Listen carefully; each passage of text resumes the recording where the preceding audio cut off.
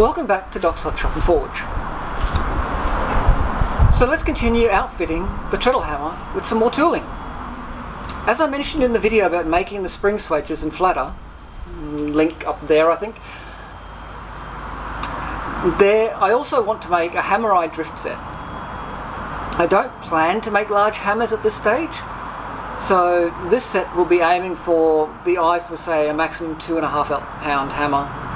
So 22mm long by 15mm wide approximate. The style of these tools will be the welded handle style.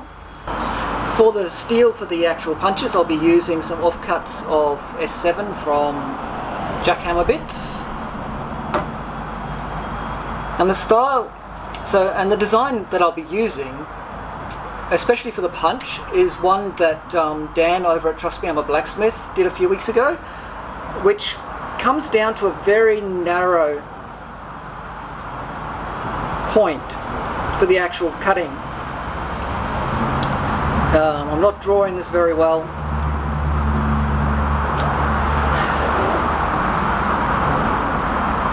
So it'll have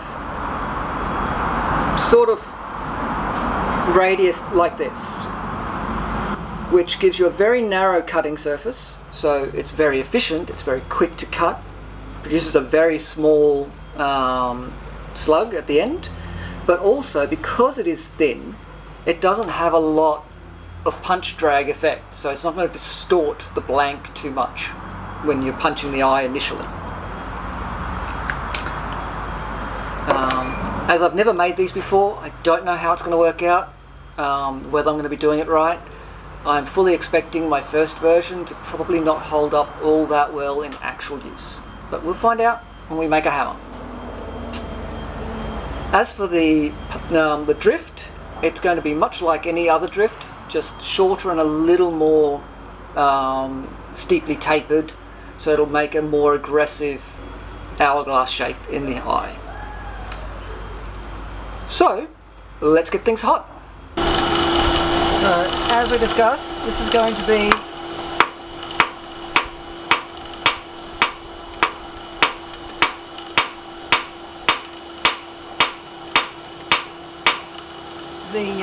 the punch, or the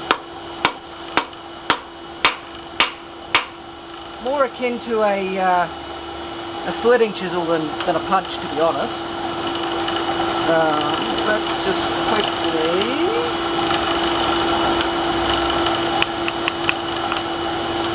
take care of this for shipping.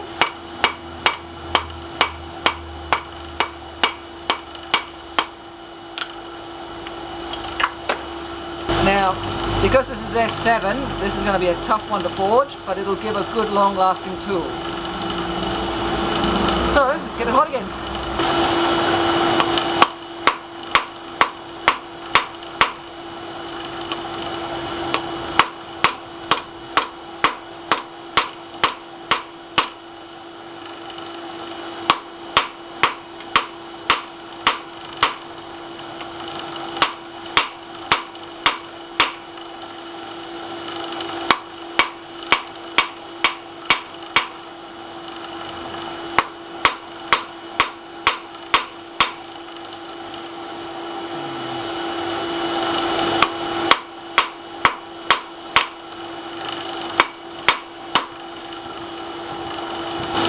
So we're aiming for a cross section.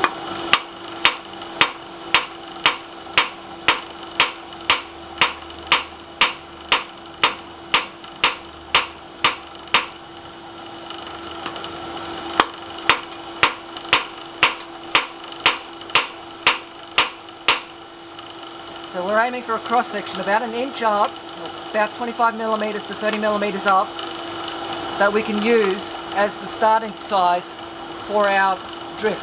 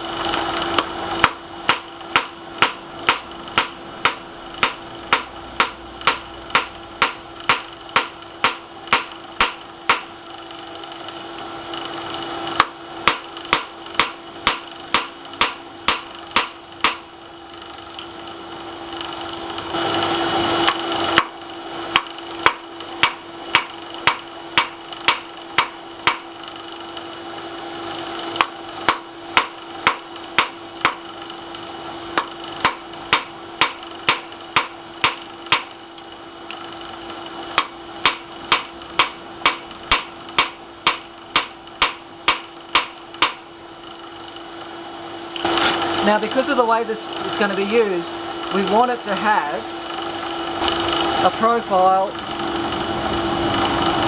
that tapers down to the point so that it doesn't drag as much of the material with it when you're punching the initial hole.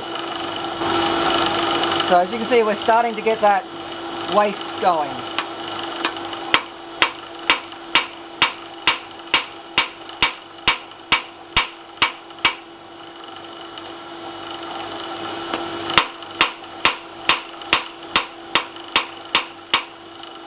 Alright, that's about as thin as we want it. We'll grind off a bit of the tip anyway. So, ready. It's a bit out of square, but we'll fix that in a minute. Oh.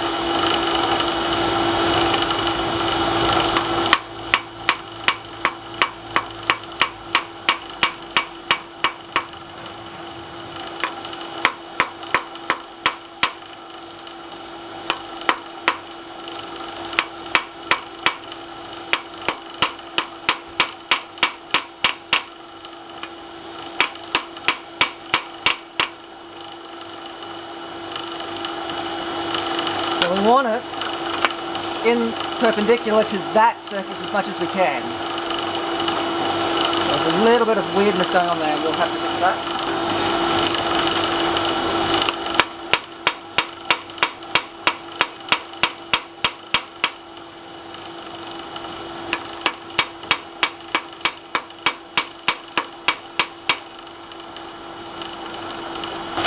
The fun thing with S7 is that it is both oil and air hardening.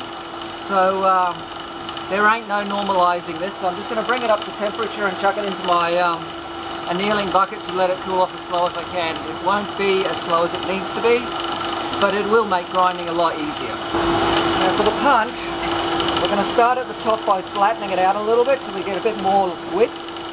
That way we get a nice oval eye. So we're aiming for an oblate cross section. Uh-oh.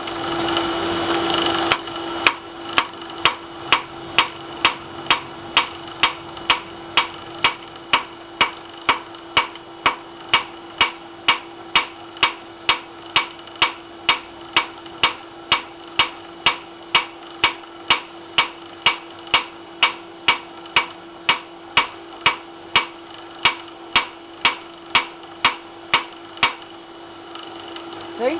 Nice and flat. So pretty much the width we want.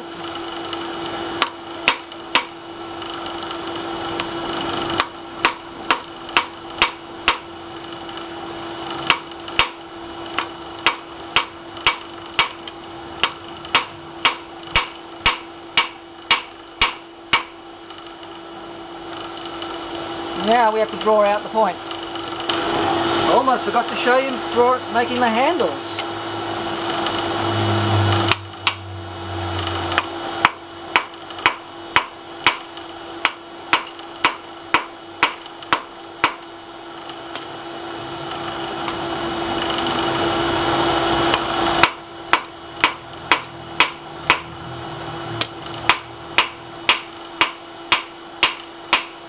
So I'm quickly drawing out a little piece to form a hook or a curly cue.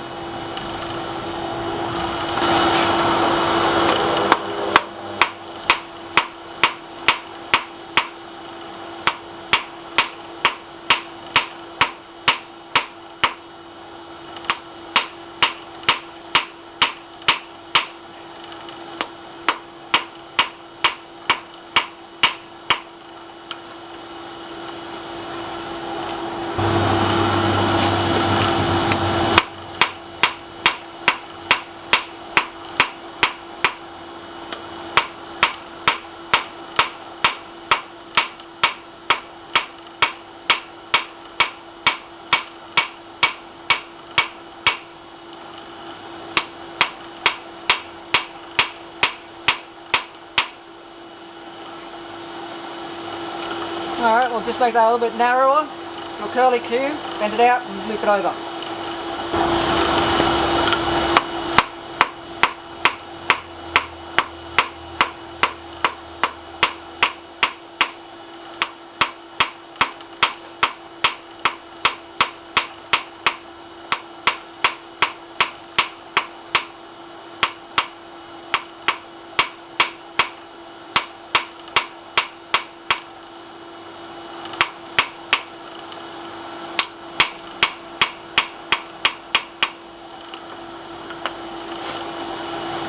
So we're going to bend it this way and then over.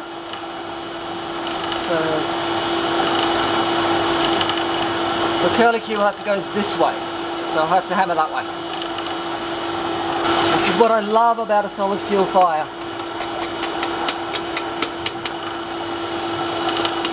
You can heat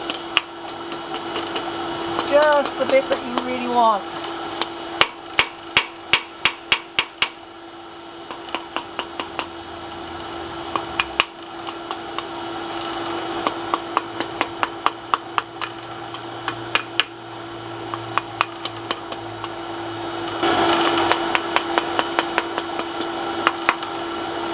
Okay.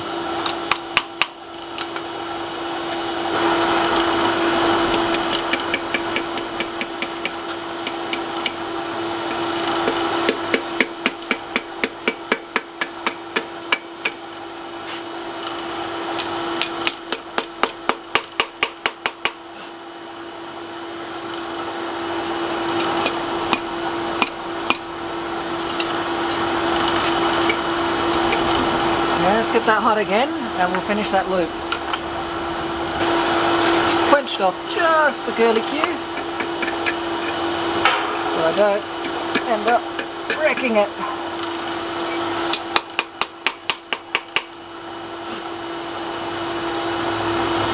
What I might do is straighten this section out a little bit and flip it over so it closes a bit more. I want it open so I can just hook it over things, not a closed loop.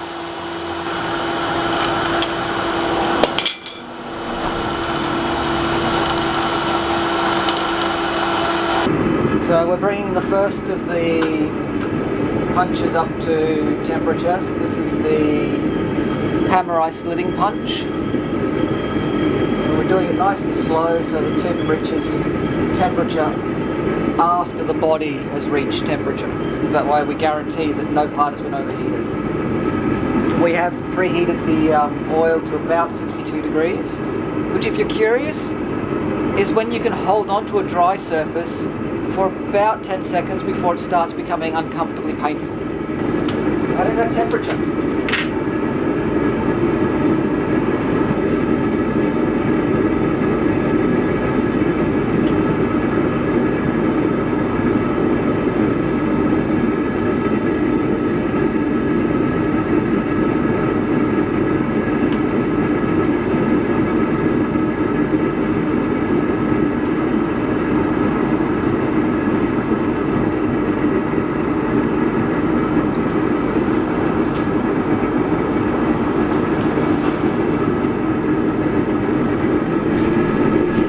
Started heating the second one whilst the first one starts its tempering cycle in the oven. After it's done the oven, we're going to back temper the struck end with the torch to get it closer to blue. Okay.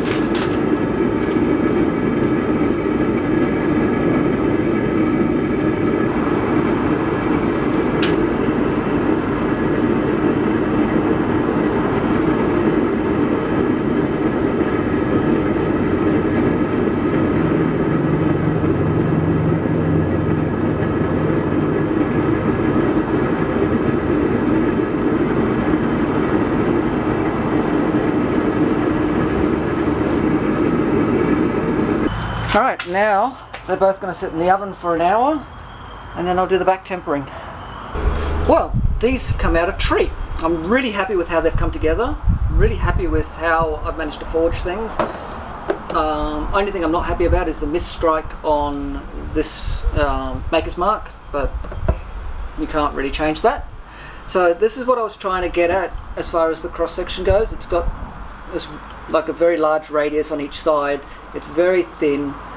This one is probably too thin, but we'll see how it works. So we'll make a hammer in the very near future just to see how these work. Whilst I'm striking on a mild steel surface, I have drawn back the temper at the top here just to give that added little bit of security. I did that for both of them. So that's where I'm going to leave these. Look out for a hammer making video in the near future, which which will probably be one of the first major things that I've forged on the treadle hammer.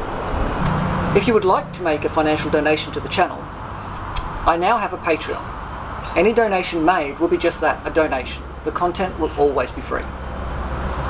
The Patreon link is in the video description down below. As always, if you've enjoyed this video, hit the thumbs up. Feel free to share on social media.